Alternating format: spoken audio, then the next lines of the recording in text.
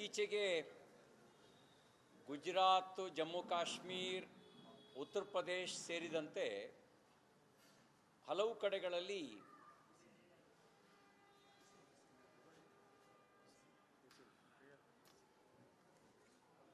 NIA,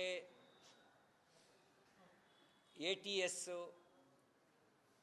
ಹಲವು ಭಯೋತ್ಪಾದಕರನ್ನು ಬಂಧಿಸಿ ಅವರು ಇಡೀ ದೇಶದಲ್ಲಿ ವಿಧ್ವಂಸಕ ಕೃತ್ಯ ನಡೆಸೋದಕ್ಕೆ ಸಂಚು ನಡೆಸಿದ್ದು, ಅಪಾಯಕಾರಿ ರಿಸೀನ್ನಂಥ ವಿಷವನ್ನು ತಯಾರಿಸಿ ಸಾಮೂಹಿಕ ನರಮೇಧಕ್ಕೆ ಯೋಜನೆ ರೂಪಿಸಿದ್ದನ್ನು ಪೊಲೀಸ್ ಇಲಾಖೆ, ಅದು ATS ಇರ್ಬೋದು, NIA ಇರ್ಬೋದು, ವಿಫಲಗೊಳಿಸಿದೆ. ಅಪಾರ ಪ್ರಮಾಣದಲ್ಲಿ RDX ಅನ್ನು ಕೂಡ ವಶಪಡಿಸಿಕೊಂಡಿದೆ. ಬಹುಶಃ ಒಂದು ಯೋಜನಾಬದ್ಧವಾಗಿರ್ತಕ್ಕಂಥ ಭಯೋತ್ಪಾದನೆ ನಡೆಸೋದಕ್ಕೆ ಸಿದ್ಧತೆ ನಡೆಸಿದ್ರು ಅನ್ನೋದನ್ನು ಊಹಿಸ್ಬೋದು. ನಮ್ಮ ಇಂಟೆಲಿಜೆನ್ಸ್ ವ್ಯವಸ್ಥೆ NIA ಸಾಕಷ್ಟು ಎಚ್ಚರ ವಹಿಸಿರೋ ಕಾರಣಕ್ಕೆ ದೊಡ್ಡ ಅಪಾಯವನ್ನು ತಪ್ಪಿಸಿದ್ದಾರೆ. ಇದರಿಂದ ಹತಾಶರಾಗಿರ್ತಕ್ಕಂಥ ಭಯೋತ್ಪಾದಕರು ಕೆಂಪುಕೋಟೆಯನ್ನು ಗುರಿಯಾಗಿಟ್ಕೊಂಡು ನಾವು ಭಯೋತ್ಪಾದಕರು ಇನ್ನೂ ಬದುಕಿದ್ದೀವಿ ಅನ್ನೋದನ್ನು ತಮ್ಮ ಭಯೋತ್ಪಾದಕ ಕೃತ್ಯದ ಮೂಲಕ ತೋರಿಸಿದ್ದಾರೆ. ನಾನು ಮುಖ್ಯಮಂತ್ರಿಗಳಿಗೆ ಒಂದು ಪ್ರಶ್ನೆ ಕೇಳಲಿಕ್ಕೆ ಬಯಸ್ತೇನೆ. ಮುಖ್ಯಮಂತ್ರಿಗಳೇ, ಇತ್ತೀಚೆಗೆ ತಾವೊಂದು ಸಭೆಯಲ್ಲಿ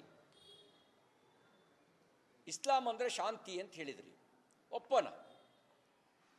ಈ ಡಾಕ್ಟರ್ ಅಹಮದ್ ಮೊಹಿಯುದ್ದೀನ್ ಸೈಯದ್ ಡಾಕ್ಟರ್, ಪ್ರಾಣ ಉಳಿಸುವ ಡಾಕ್ಟರ್ ಅಲ್ಲ,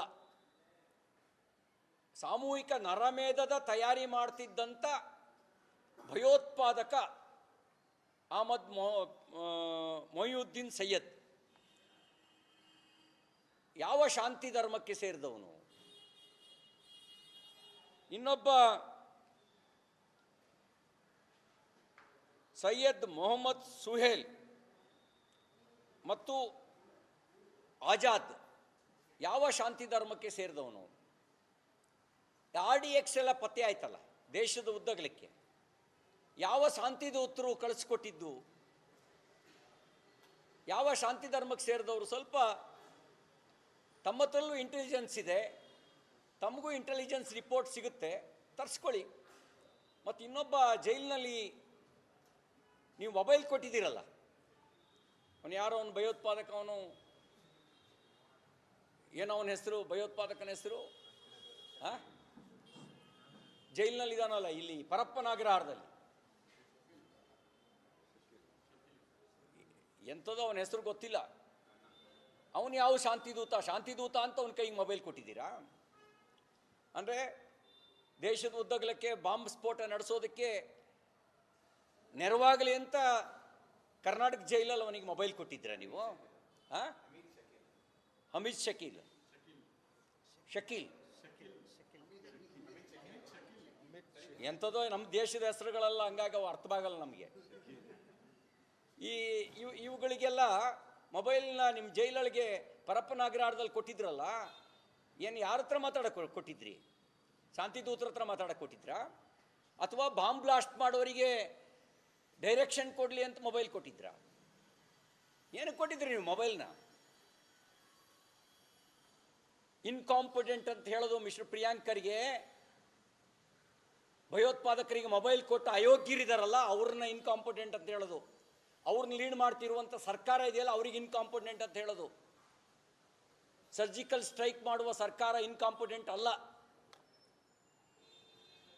ಆಪರೇಷನ್ ಸಿಂಧೂರ ಮೂಲಕ ಉತ್ತರ ಕೊಡೋದು ಇನ್ಕಾಂಪಿಟೆಂಟ್ ಅಲ್ಲ. ಬಿರಿಯಾನಿ ಕೊಡೋದು ಇದೆಯಲ್ಲ, ಯಾಸೀನ್ ಮಲಿಕ್ ಜಿ ಅನ್ನೋದು ಇದೆಯಲ್ಲ, PMO ಆಫೀಸಿಗೆ ಕರೆದು ಹೈ ಟೀ ಕೊಟ್ಟು ಆಲಂಗಿಸ್ಕೊಳ್ಳೋದು ಇದೆಯಲ್ಲ, ಅದು ಇನ್ಕಾಂಪಿಟೆಂಟು. ಒಂದು ವಿಶ್ವಾಸ ದೇಶದ ಜನನೂ ಇಟ್ಕೊಂಡಿದ್ದಾರೆ. ಮೋದಿಜಿ ಇರ್ಬೋದು, ಅಮಿತ್ ಶಾಜಿ ಇರ್ಬೋದು, ಭಾರತ ಸರ್ಕಾರ ಇರ್ಬೋದು, ಭಯೋತ್ಪಾದಕರ ಜೊತೆಯಲ್ಲಿ ರಾಜಕೀಯ ಲಾಭ ನಷ್ಟದ ಲೆಕ್ಕಾಚಾರ ಹಾಕಲ್ಲ. ಅವ್ರನ್ನ ಬೇರ್ ಸಹಿತ ಕಿತ್ತಾಕುವಂಥ ಸರ್ವ ಪ್ರಯತ್ನನೂ ಮಾಡುತ್ತೆ, ಮಾಡಿದೆ. ನೀವೇನು ಮಾಡಿದ್ರಿ? ಅಫ್ಜಲ್ ಗುರುನ ಪಾರ್ಲಿಮೆಂಟ್ ಮೇಲೆ ದಾಳಿ ಮಾಡಿದವನ್ನ ಅಫ್ಜಲ್ ಗುರು ಪರವಾಗಿ ವಕಾಲತ್ತು ವಹಿಸಿದಂಥ ವಕೀಲರ ಲಿಸ್ಟ್ ಕೊಡ್ಲಾ? ನಿಮ್ಮ ಯಾವ್ಯಾವ ಕಾಂಗ್ರೆಸ್ ನಾಯಕರುಗಳು ಅವನ ಪರ ಮಾತಾಡಿದ್ರು ಅಂತ ಲಿಸ್ಟ್ ಕೊಡಬೇಕಾ?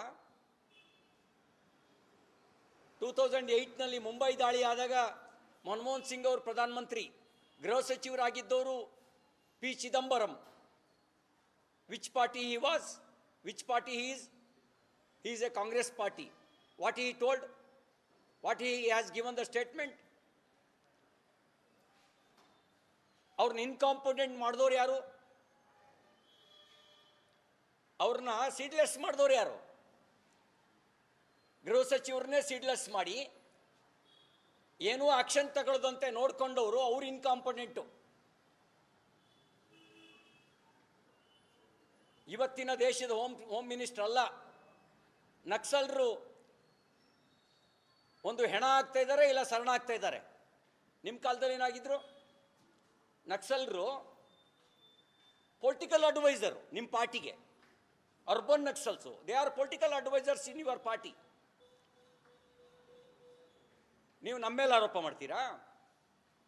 ಭಯೋತ್ಪಾದಕರನ್ನ ವೋಟ್ ಬ್ಯಾಂಕ್ ಮಾಡಿಕೊಂಡು, ಅರ್ಬನ್ ನಕ್ಸಲ್ಸ್ರನ್ನ ಪೊಲಿಟಿಕಲ್ ಅಡ್ವೈಸರ್ಸ್ ಮಾಡಿಕೊಂಡು ರಾಜಕಾರಣ ಮಾಡುವಂಥವ್ರು ಇನ್ಕಾಂಪಿಟೆಂಟು.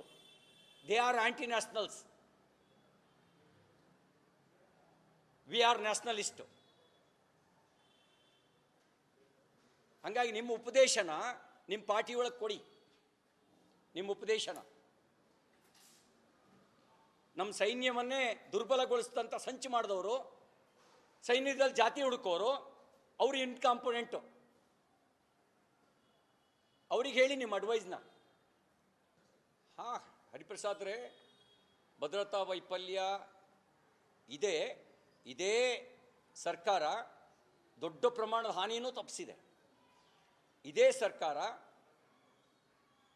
ಇರೋ ಕಾರಣಕ್ಕೆ ಯಾವಾಗಲೂ 4 ವರ್ಷಕ್ಕೆ 5 ವರ್ಷಕ್ಕೆ ಒಂದು ದಾಳಿ ಆಗ್ತಾಯಿದೆ. ನಿಮ್ಮ ಪಾರ್ಟಿ ಸರ್ಕಾರ ಇತ್ತಲ್ಲ,